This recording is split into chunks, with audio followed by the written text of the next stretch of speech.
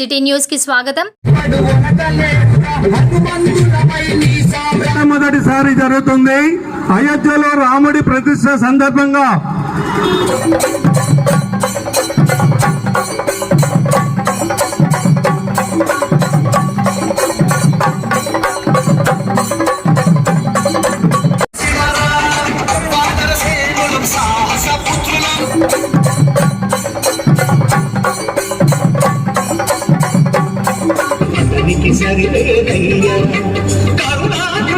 శరణను వారికి జై శ్రీరామ్ జై శ్రీరామ్ జై శ్రీరామ్ జై శ్రీరామ్ జై శ్రీరామ్ జై జై రామ జై జై రామ మన రామ జై జై రామ.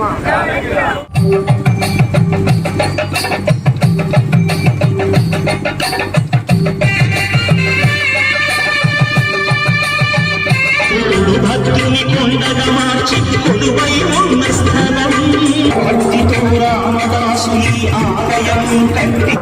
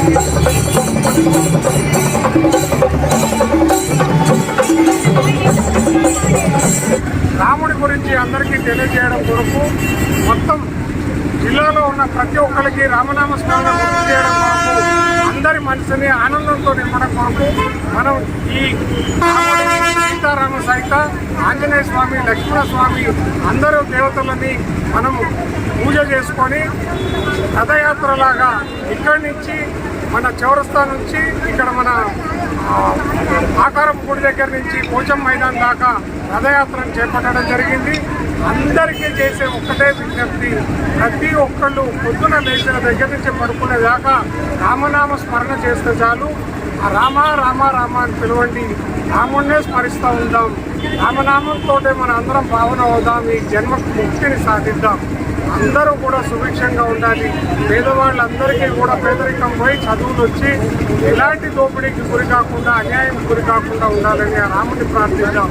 జై జై రామ జై జై రామ మన రామ జై జై రామ.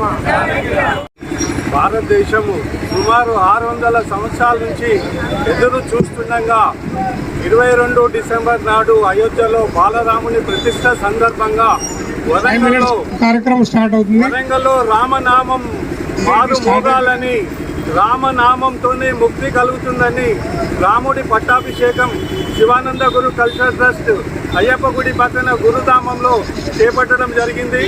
అదేవిధంగా రాముడి పట్టాభిషేకం చేసి రాముడికే రాజ్యాన్ని అప్పగించడం జరుగుతుంది.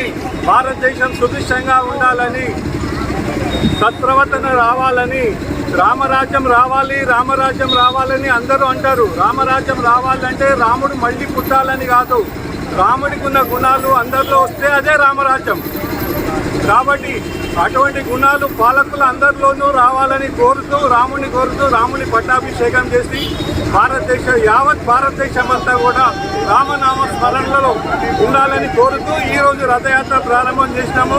21 నాడు రాముడి పట్టాభిషేకం ఉంది. సమిష్టిగా 1000 మంది దంపతులతోని సమిష్టిగా కళ్యాణం చేస్తున్నాం రాముడికి. కాబట్టి రాముడే రామరాజ్యం చూసుకుంటారు. రాముడికే అప్పగిస్తున్నాం ఈ పట్టాభిషేకం.